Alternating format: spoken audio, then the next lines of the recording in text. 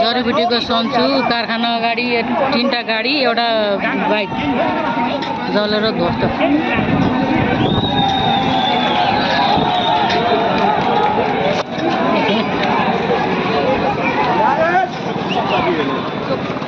चोक चोक चोक जडीबुटी चोक यो ज्ञान नन्दले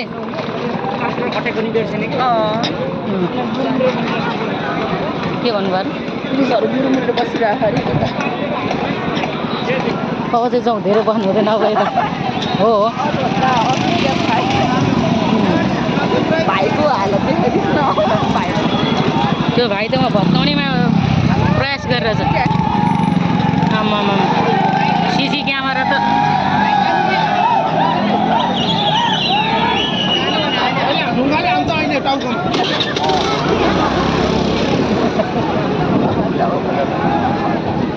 हेर्नुहोस् गाई जडीबुटीको